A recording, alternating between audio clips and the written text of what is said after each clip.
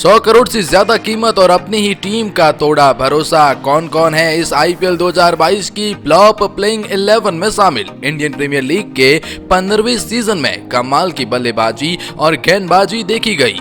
एक और Jos Buttler और केएल राहुल ने बल्ले से रंग जमाया, तो वहीं दूसरी ओर युजवेंद्र चहल, वानिंदु हसरंगा ने अपनी फिरकी से माहौल बनाया। ऐसे खिलाड़ी जिन पर उनकी फ्रेंचाइजी ने मोटी रकम खर्च की थी, उन्होंने अपने प्रदर्शन से टीम का पैसा वसूल कराया है। लेकिन इस आईपीएल 2022 के अंदर कुछ खिलाड़ी ऐसे भी रहे हैं जिन्हें टीम ने रिटेन तो किया, उन्हें करोड़ों रुपए दिए, लेकिन वो मैदान पर बुरी तरह से फ्लॉप साबित हुए हैं। इन खिलाड़ियों के नाम तो बड़े थे, लेकिन 22 गज की पट्टी पर इनके दर्शन बिल्कुल छोटे रहे। आइए आपको बताते हैं आईपीएल 2022 की फ्लॉप प्लेइंग 11 क्या रहने वाली है। इस टीम का हिस्सा तो वैसे कोई खिलाड़ी शायद ही बनना चाहता है, लेकिन इस बार प्लेइंग 11 में कुछ ऐसे नाम भी शामिल है जो आपको हैरानी में डालेंगे। कुछ दिग्गज खिलाड़ियों के नाम, भारत के शूरवीरों के नाम इस फ्लॉप प्लेइंग 11 में आते हैं। और वैसे मैं आपको पहले ही आंकड़ा बता दूं कि इस फ्लॉप प्लेइंग 11 के खिलाड़ियों को खरीदने में, यानी टोटल फ्लॉप प्लेइंग 11 की कीमत है 111 करोड़ रुपए। जी हां, आप हैरानी में जरूर होंगे। आइए आपको बताते हैं आगे जाकर पूरी फ्लॉप प्लेइंग 11। वीडियो में आगे बढ़ेंगे और आपको बताएंगे सब कुछ, लेकिन आगे बढ़ने से पहले अगर आप भी है आईपीएल के फैन तो वीडियो को लाइक करके अपना सपोर्ट जरूर दिखाएं और चैनल को सब्सक्राइब करके बेल आइकॉन को दबाएं ताकि क्रिकेट जगत की तमाम बड़ी अपडेट आप तक पहुंचती रहे। खैर, फ्लॉप प्लेइंग 11 के बारे में तो हम आपको बताएंगे ही कि जहां कौन से खिलाड़ी बिल्कुल बुरी तरह से फ्लॉप साबित हुए, नाम बड़े और दर्शन छोटे। लेकिन उससे पहले हम आपको बताना चाहेंगे आईपीएल 2022 की विनर टीम के बारे में, जो कि गुजरात टाइटंस बन चुकी है। गुजरात टाइटंस ने राजस्थान रॉयल को फाइनल के मुकाबले में हराकर इतिहास रच दिया है। हार्दिक पांड्या ने वो कमाल करके दिखाया है जो महज कुछ ही कप्तान कर पाए हो। हार्दिक पांड्या आईपीएल की ट्रॉफी जीतने वाले चौथे कप्तान बन जाते हैं। हार्दिक पांड्या आईपीएल ट्रॉफी जीतने के साथ साथ बहुत बड़ा इतिहास रचते हैं। हार्दिक पांड्या की टीम को इग्नोर किया जा रहा था। राजस्थान रॉयल वैसे तो कमाल का खेल दिखाती है, लेकिन ट्रॉफी नहीं जीत पाती है। लेकिन अब आइए जानते हैं उन 11 खिलाड़ियों के बारे में जो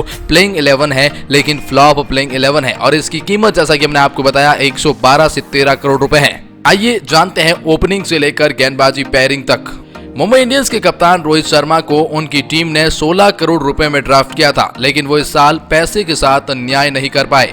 रोहित शर्मा बल्ले और कप्तानी दोनों में ही कमाल नहीं कर पाए, बिल्कुल नाकामयाब हुए। रोहित ने आईपीएल 2022 में 14 मैचों में एक भी अर्धशतक नहीं लगाया। उनके बल्ले से महज 268 रन निकले और औसत रहा महज 19 का। यही नहीं, रोहित शर्मा की कप्तानी में टीम की अंक तालिका में आखिरी स्थान पर रही, जो कि मुंबई इंडियंस का आईपीएल इतिहास में सबसे खराब प्रदर्शन रहा है। यानी कि रोहित न तो बल्ले से कमाल कर पाए और न ही अपनी कप्तानी से। खैर, कभी कभी दिग्गज खिलाड़ियों के खराब दिन तो आते हैं, लेकिन इतने ज्यादा कि आपका खुद का परफॉर्मेंस तो खराब है ही, लेकिन आपकी टीम भी पॉइंट टेबल में सबसे नीचे है। तो कहीं न कहीं फ्लॉप प्लेइंग 11 में रोहित सबसे बड़ा हिस्सा बनते हैं। दूसरे पायदान पर नाम विराट कोहली का आता है। विराट कोहली को रॉयल चैलेंजर्स बेंगलोर ने 15 करोड़ रुपए में रिटेन किया था, लेकिन इस दिग्गज बल्लेबाज का प्रदर्शन उनकी सैलरी के साथ न्याय नहीं कर पाया। कोहली ने 16 मैचों में महज 22 की औसत से 341 रन बनाए हैं। उनका स्ट्राइक रेट 115 का रहा।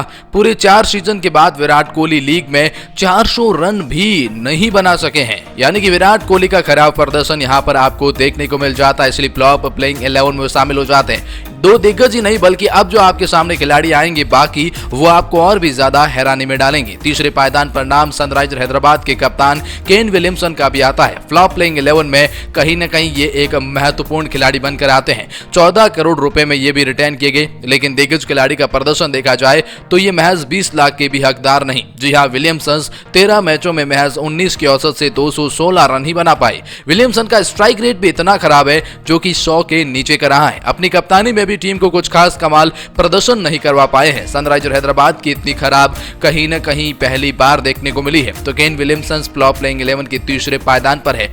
फ्लॉप प्लेइंग 11 में चौथे पायदान पर पंजाब किंग्स के कप्तान मयंक अग्रवाल भला कहां पीछे रहने वाले हैं। मयंक अग्रवाल की बैटिंग पहले अच्छी थी, लेकिन जब से कप्तानी सौंपी गई उनका खुद का प्रदर्शन बेहद ही खराब रहा। टीम ने 12 करोड़ की बड़ी कीमत पर इन्हें रिटेन किया, लेकिन वो 12 पारियों में सिर्फ 16 की औसत से 196 रन ही बना सके। मयंक के बल्ले से सिर्फ एक अर्धशतक निकला, यानी कि मयंक अग्रवाल फ्लॉप प्लेइंग 11 के चौथे पायदान पर प्रबल दावेदार बन जाते हैं। फ्लॉप प्लेइंग 11 में 5वें पायदान पर कोलकाता नाइट राइडर के बाएं हाथ के बल्लेबाज गेंदबाज वेंकटेश अय्यर का नाम आता है। वेंकटेश अय्यर पर भरोसा जताया गया, उन्हें 8 करोड़ रुपए की बड़ी राशि देकर रिटेन किया गया, लेकिन ये खिलाड़ी इस सीजन में बुरी तरह से फ्लॉप साबित हुए हैं। वेंकटेश अय्यर ने 16.55 की औसत से महज 182 रन ही बनाए हैं और स्ट्राइक रेट भी उनका 107 का रहा। यानी कि वेंकटेश अय्यर जो टीम इंडिया में ऑलराउंड हार्दिक पांड्या के विकल्प माने जा रहे थे, मानो उन्होंने ऐसा प्रदर्शन करके खुद को पीछे धकेल दिया है। अब उनकी तरफ बहुत ही कम लोग देखेंगे क्योंकि हार्दिक पांड्या कमबैक कर चुके हैं, लेकिन कहीं न कहीं 5वें पायदान का नाम फ्लॉप प्लेइंग 11 में आता है। 8वें पायदान पर नाम रविंद्र जडेजा का आता है। रविंद्र जडेजा को चेन्नई सुपर किंग्स ने 16 करोड़ की बड़ी कीमत पर रिटेन किया था, उन्हें कप्तान बनाया गया, लेकिन जडेजा के लिए यह सीजन बहुत ही खराब साबित हुआ है। जड्डू ने 10 मैचों में 20 की औसत से महज 116 रन ही बनाए। वे पूरे सीजन में 11 बाउंड्री ही लगा पाए। साथ ही उन्होंने बीच सीजन में कप्तानी छोड़ी और फिर चोट की वजह से लीग से भी बाहर हो गए। हालांकि बताया जा रहा है कि वो नाराज होकर टीम छोड़कर गए थे, लेकिन ऐसा है या नहीं इसका कोई पुख्ता सबूत नहीं है। रविंद्र जडेजा को चेन्नई सुपर किंग्स ने 16 करोड़ की बड़ी कीमत पर रिटेन किया, लेकिन उनका प्रदर्शन देखकर फ्लॉप प्लेइंग 11 का प्रमुख खिलाड़ी बनाया गया। लेकिन कहीं न कहीं आप पीछे नहीं छोड़ सकते हैं। 7वें पायदान पर मुंबई इंडियंस के जान रहे कायरन पोलार्ड को इस बार बेजान साबित हुए हैं। पोलार्ड ने 11 मैचों में 14 की औसत से महज 144 रन ही बनाए हैं। इस विस्फोटक बल्लेबाज का स्ट्राइक रेट 107 का रहा है। पोलार्ड का सर्वश्रेष्ठ महज 25 रन का रहा है। ये मुंबई इंडियंस को कई बार चैंपियन बना चुके हैं, मुंबई इंडियंस के लिए धाकड़ प्रदर्शन कर चुके हैं। ये वो खिलाड़ी है जो अकेले दम पर अपना मैच पलटना जानता है, लेकिन इस बार फ्लॉप प्लेइंग 11 में ये खिलाड़ी एक खिलाड़ी बनकर रह गया है। 8वें पायदान पर नाम गुजरात टाइटंस की ओर से एक खिलाड़ी का आता है। वैसे तो गुजरात टाइटंस इस साल की चैंपियन टीम है, लेकिन फिर भी इस टीम में एक ऐसा खिलाड़ी रहा है जो फ्लॉप प्लेइंग 11 का हिस्सा बन गया। गुजरात टाइटंस की ओर से हर खिलाड़ी ने कमाल का प्रदर्शन किया, लेकिन ऑस्ट्रेलियाई विकेटकीपर मैथ्यू वेड बुरी तरह से फ्लॉप साबित हुए हैं। 2.4 करोड़ में बिके मैथ्यू वेड ने महज 10 मैचों में 15.70 की औसत से 157 रन ही बना पाए। फाइनल में भी वो कमाल नहीं दिखा पाए, इसलिए फ्लॉप प्लेइंग 11 का ये भी एक अहम हिस्सा बन जाते हैं। इसी के साथ साथ फ्लॉप प्लेइंग 11 में दुनिया के नंबर 1 टेस्ट गेंदबाज पैट कमिंस को भी शामिल किया जाता है। कोलकाता नाइट राइडर ने 7.25 करोड़ रुपए में खरीदा था, लेकिन ये खिलाड़ी 5 मैचों में सिर्फ 7 विकेट ही ले पाया है। उनका इकोनॉमी रेट 10 रन प्रति ओवर से भी ज्यादा रहा।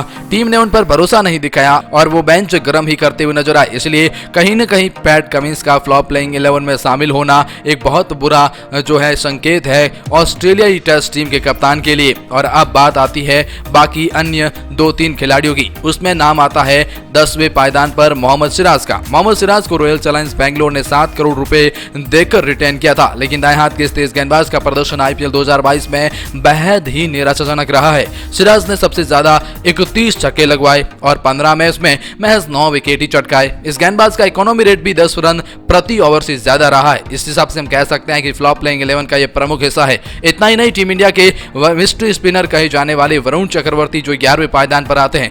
मिस्ट्री स्पिनर वरुण चक्रवर्ती को कोलकाता नाइट राइडर ने 8 करोड़ में रिटेन किया था, लेकिन वो इस भरोसे को कायम नहीं रख पाए। वरुण चक्रवर्ती ने 11 मैचों में 6 विकेट लिए और इकोनॉमी रेट भी लगभग 9 रन प्रति ओवर रहा। यानी कि हम ये कह सकते हैं कि ये वो खिलाड़ी हैं जो कहीं ना कहीं फ्लॉप प्लेइंग 11 का हिस्सा बनकर रह गए हैं। लेकिन इस बारे में आपकी क्या राय है? क्या इनमें से कोई खिलाड़ी फ्लॉप प्लेइंग 11 का हिस्सा नहीं बनना चाहिए था? कमेंट सेक्शन में आप अपनी राय जरूर बताएं। बाकी फिलहाल इस वीडियो में इतना ही।